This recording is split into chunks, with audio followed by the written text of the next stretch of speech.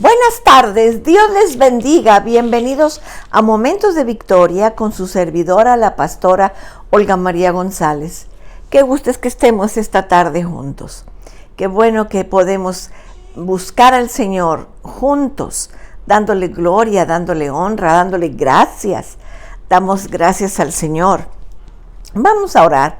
Padre, en el nombre de Jesús, en esta tarde hay gozo en nuestro corazón de poder, Señor, acercarnos a tu trono, de poder compartir, Señor, en estos videos, Señor, tu palabra, que tú nos uses, Padre bendito, a mí hablando y a mis amados, Señor, hermanos, escuchando y compartiendo a otros, Padre. Háblanos, Señor, en el nombre de Jesús. Amén. Amén. Estamos ahora en Romanos, capítulo 3. Dice, del 1 al 4, dice, ¿qué ventaja tiene, pues, el judío? ¿O de qué aprovecha la circuncisión? Mucho, en todas maneras. Primero, ciertamente, que le ha sido confiada la palabra de Dios. Pues qué, si alguno de ellos han sido incrédulos, su incredulidad habrá hecho nula la fidelidad de Dios. De ninguna manera. Antes bien, sea Dios veraz y todo hombre mentiroso, como está escrito, para que sean justificados en tu palabra y venzas cuando fueres juzgado. Qué precioso, hermanos, todo lo que hemos estudiado y lo que vamos a estudiar en esta tarde. La pregunta que hace Pablo, ¿qué ventaja tiene? Pues el ser judío. Pablo ha dicho que no hay diferencia entre judío y gentil, entre el religioso y los demás hombres. Pero todos los hombres están delante de Dios, culpables de pecado, condenados. Ahora en este punto Pablo imagina al religioso viendo exactamente lo que está diciendo. El religioso también ve el tremendo peso del argumento de Pablo. Por eso se esfuerza por contradecir a Pablo con 3 argumentos, hablando en esta tarde. La pregunta es, ¿qué aprovecha? ¿Qué aprovecha ser judío? Un religioso es ser circuncidado o bautizado, como lo vimos la semana pasada, o un miembro de la iglesia. ¿Qué hacer con el judío que es simiente de Abraham? La promesa de Dios a Abraham era que su simiente o la nación judía serían los hijos de Dios. Entonces, si un hombre nace judío en una familia judía y profesa ser judío, si dice ser seguidor de Dios, ¿no es acepto ante los ojos de Dios? Si no, entonces, ¿qué provecho hay en ser judío, profesante, en seguidor de Dios? ¿Está diciendo que no hay ventaja en ser judío o hijo de Abraham?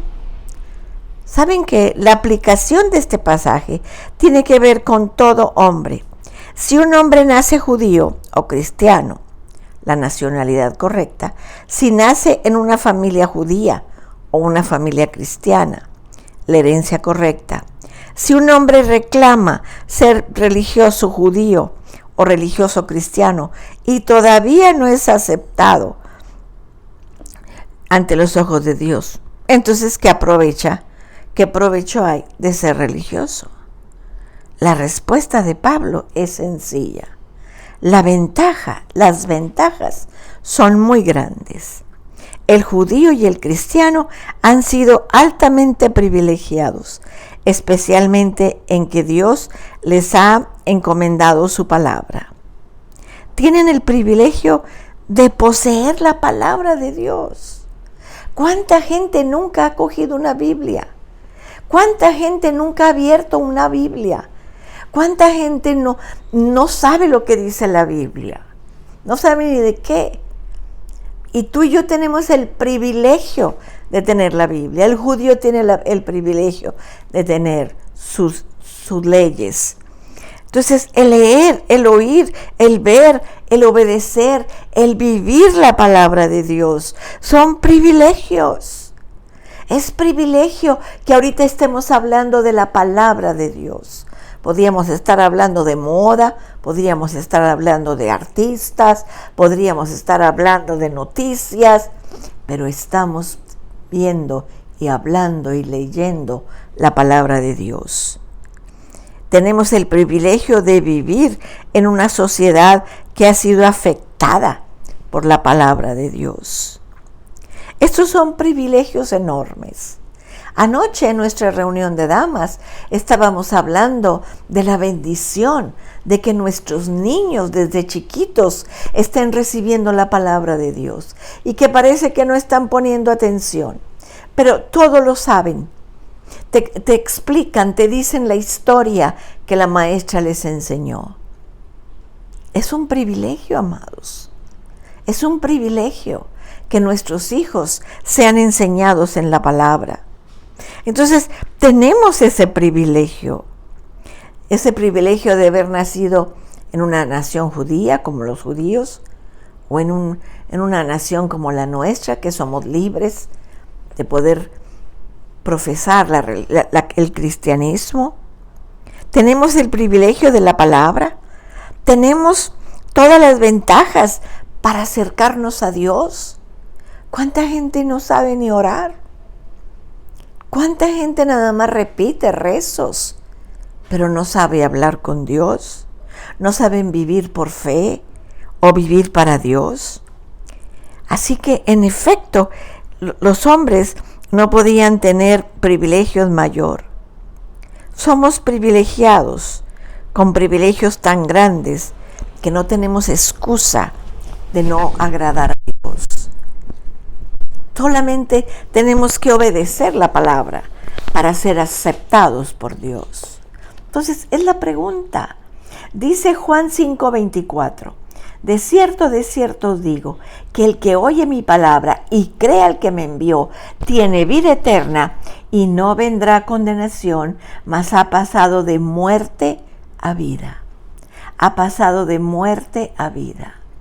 Y en Juan 6:63 dice, el Espíritu es el que da vida, la carne para nada aprovecha. La palabra que yo os he dado son espíritu y son vida. ¿Se fijan el gran privilegio que tenemos de tener la palabra de Dios? El gran privilegio de orar, de entender la palabra. Dice Efesios 5:26, para santificarla, habiendo purificado en el lavamiento del agua por la palabra. Somos lavados, somos santificados por la palabra. Entonces dice en Proverbios 14:34, la justicia engrandece a la nación, mas el pecado es afrenta de las naciones. Tú y yo somos privilegiados. Privilegiados. Dice en el versículo 3, pues ¿qué? Si alguno de ellos han sido incrédulos, ¿su incredulidad habrá hecho nula la fidelidad de Dios? De ninguna manera. Antes bien, sea Dios veraz y todo hombre mentiroso, como está escrito, para que seas justificado en tus palabras y venzas cuando fueres juzgado. La pregunta ahora en el versículo 3 dice, ¿y si dice que algún judío no cree, son condenados? ¿No anula eso la promesa de Dios y hace a Dios mentiroso? Eso es lo que está preguntando. Dice, ¿es nula la fidelidad de Dios? ¿Es mentiroso? O para decirlo de otro modo, si alguno deja de creer y reniega de la palabra de Dios, ¿hará su incredulidad que Dios haga nula su palabra y sus promesas? De ninguna manera. De ninguna manera.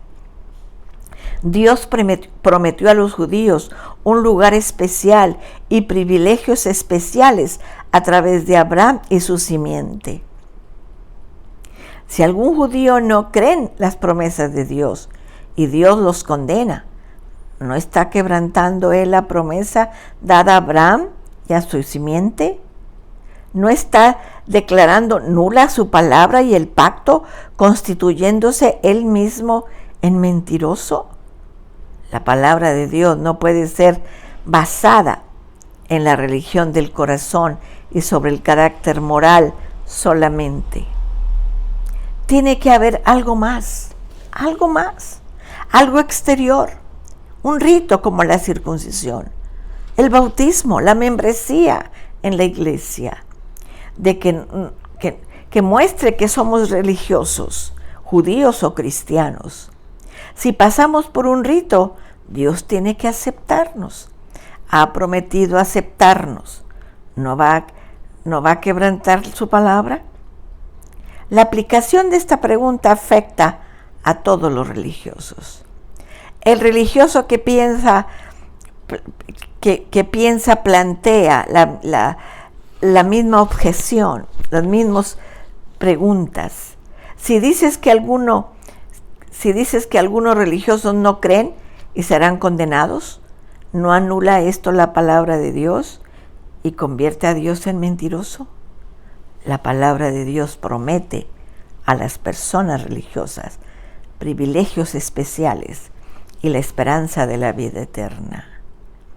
Su palabra nos dice que creemos en Cristo y recibimos su palabra, nos bautizamos y entremos en la comunión de la iglesia. Si hacemos esto y Dios todavía nos condena, ¿no está siendo nula su palabra? De ninguna manera. Dios es fiel. Su palabra y su promesa de salvación permanecen en pie, aun cuando todo hombre mienta acerca de su creencia y en cuanto a haber entregado su corazón para servir a Jesús. Dios probará su palabra, será justificado y será demostrada su fidelidad en todo lo que ha dicho. Aún salvará a toda persona que dé su corazón a Jesús y obedezca a Jesús. En efecto, Dios vencerá, probará su palabra de otro modo. Juzgará a todo aquel que haga una profesión falsa y lo juzgará a él y a su palabra, a los que acusan de infidelidad y de no cumplir su palabra. David mismo dice que Dios juzgará al hombre infiel, desobediente, dice el Salmo 51:4. David había pecado grandemente al no guardar el mandamiento de Dios. Así que Dios juzgó a David y lo culpó de pecado. David lo hizo lo que correspondía hacer. Confesó su pecado, se arrepintió, comenzó a vivir rectamente de otra vez, pero David hizo algo más. Declaró que la acusación y juicio en su contra de parte de Dios era justa, que Dios está plenamente justificado en lo que hizo. David nunca dijo, es injusto lo que estoy pasando. No, él se arrepintió de su pecado. Este asunto tiene dos aspectos. Dios no es infiel. Dios nunca quebranta ni anula su palabra cuando rechaza a los religiosos. El religioso que tiene la palabra de Dios y pertenece a la iglesia, pero no obedece la palabra de Dios, no es aceptable ante los ojos de Dios. Dios busca la justicia, no la religión. Dios busca una relación externa. Dios no busca una religión externa, sino la justicia interior. Dios quiere un corazón que no solamente posea la Biblia, sino que guarde sus mandamientos. Puede ser que tú tengas una Biblia guardada, pero no la lees, no la guardas, no la cumples. Dios busca el nacimiento espiritual, el corazón que no solamente posee la Biblia, sino que siga caminando con el Señor, que sea una nueva criatura. Eso es lo que Dios está esperando de nosotros. Eso es lo que el Señor espera. El único hombre que es aceptable ante Dios es el que ha dado su corazón y su vida a Cristo y vive plenamente, rectamente, confiando en el Señor. Dios nunca anula su palabra, ni sus promesas. Dios nunca ha mentido y nunca va a mentir. Nunca va a mentir. Dios ha prometido salvación y vida eterna a los hombres. Aun cuando no hubiera una sola persona que creyere la promesa de Dios, sigue en pie. De todos modos, salvará a cualquier persona que haga lo que Él está pidiendo.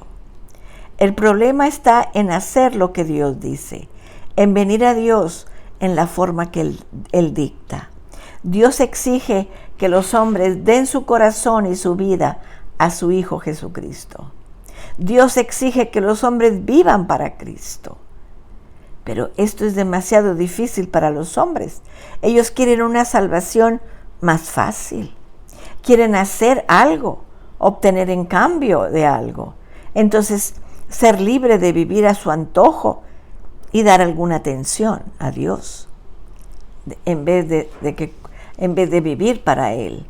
Así que los hombres prefieren ser salvados como religiosos superficiales, ser bautizados y hacerse miembro de su iglesia, comprar una Biblia, y entonces se sienten libres para vivir como quieran.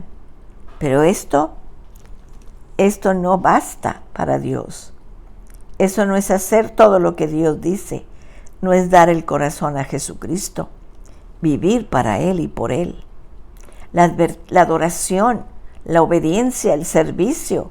Por lo tanto, Dios acusa a los religiosos de pecado, juzga y condena al religioso. Dios cumple su palabra, juzgando a los religiosos. Dios ha dicho a los hombres cómo deben vivir, lo que ocurrirá si fallan. Por lo tanto, Él es justificado en sus dichos, al someter a ellos y juzgar a los religiosos. Tenemos que entender. Dice Mateo 5:18, porque de cierto digo que hasta que pasen el cielo y la tierra, ni una jota, ni una tilde pasará de la ley hasta que todo se haya cumplido. En Lucas 21:33 dice, el cielo y la tierra pasarán, pero mis palabras no pasarán. La palabra de Dios nunca termina hasta que Él haya venido.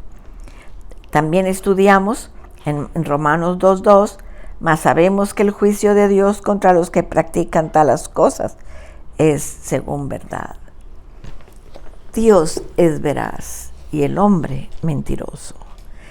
Dios es veraz. Tenemos que entender eso. Los hombres juzgan a Dios. Lo juzgan por ser veraz y dicen, no, entonces lo hace nula. No está cumpliendo la verdad. Dios es veraz y el hombre mentiroso. Tenemos que obedecer la palabra. Tenemos que agradar a Dios con nuestros pensamientos, con nuestras palabras, con nuestra vida diaria, en nuestro trabajo, en nuestra relación con la familia, en todo.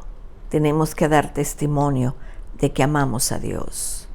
Vamos a orar. Padre, en el nombre de Jesús, te damos gracias por esta palabra tan preciosa, Señor. Esta palabra, Señor, que nos dice que tú, Señor, nos aceptas cuando nosotros tenemos a Cristo en nuestro corazón, cuando nosotros cumplimos tus mandamientos, cuando, Señor, te agradamos en toda nuestra vida, cuando no estamos juzgando si eres justo o no, cuando no estamos, Señor, poniendo en duda la palabra. Tu palabra es la verdad, Señor. Gracias, Padre. Yo bendigo a cada uno de mis hermanos que están escuchando este mensaje, en el nombre de Jesús. Amén. Amén, mis amados. Los espero el próximo viernes a las 6 de la tarde. Que Dios los bendiga, que Dios los guarde. Cristo les ama y yo también.